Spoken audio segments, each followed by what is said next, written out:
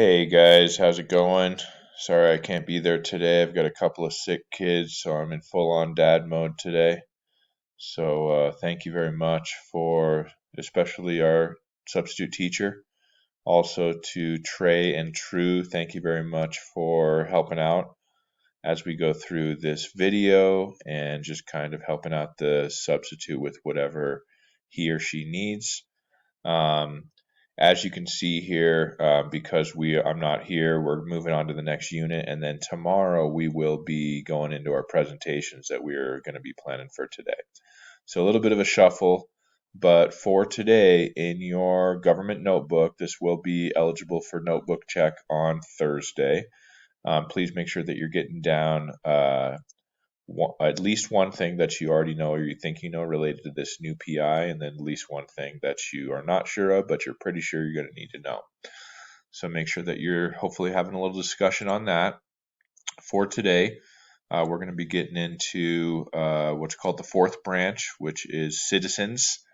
As you know, there's only 3 branches in our government, but when you talk about the voice that you guys all have, that would be the fourth branch. See what I did there? Anyways, for the group project reminder, presentations are going to begin tomorrow.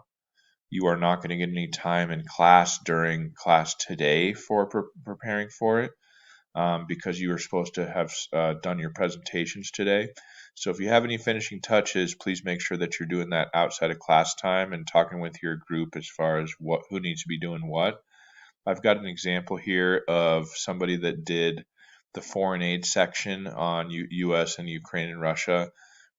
So please remember to do those image credits as far as where you're getting these images.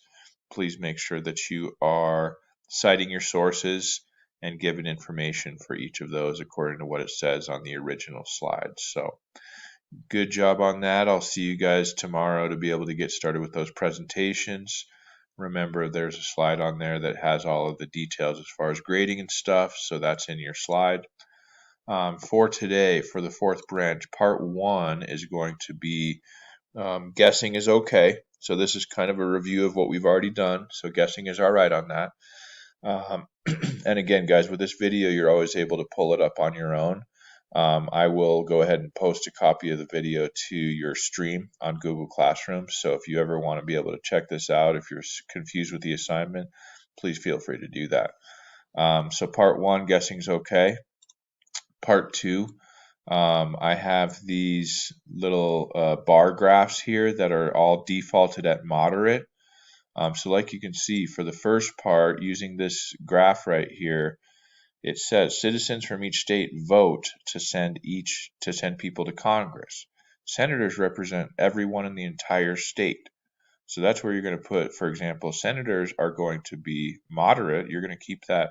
Representatives are going to be low because it's just a specific congressional district that representatives represent. So you're going to change that one down to low. And then to be able to figure out how much of the citizens represent the president, that the president represents, and also Supreme Court. I'll give you a hint. One of those is kind of a trick question. Same thing for where your citizen power is felt. So we'll be talking about that briefly on Tuesday, on tomorrow for that.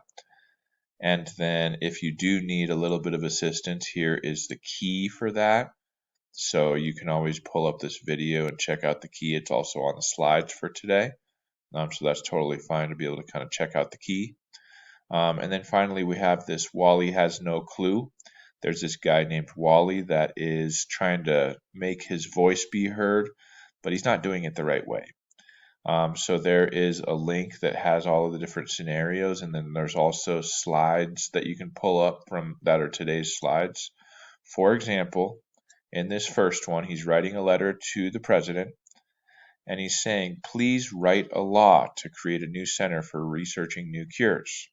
So all you need to do, like it says right here, is say the president can't write laws. That's Congress. He should ask the president to sign a law that researches new cures. So there's number 1 on part 3 if you want to be able to use that one. And then you need to go through all of the additional scenarios here. There's a letter to the senator, there's a letter to representative, a letter to the Supreme Court. I hope that you recognize what's wrong with that as far as the letter to the Supreme Court to be able to go through like that. So again, we've got 5-1 for today, guys. Thanks again to our substitute teacher. Thanks again to class captains Trey and True. And I'll see you guys back tomorrow to be able to get started with those presentations for 4-3. Thanks, guys. Have a good one.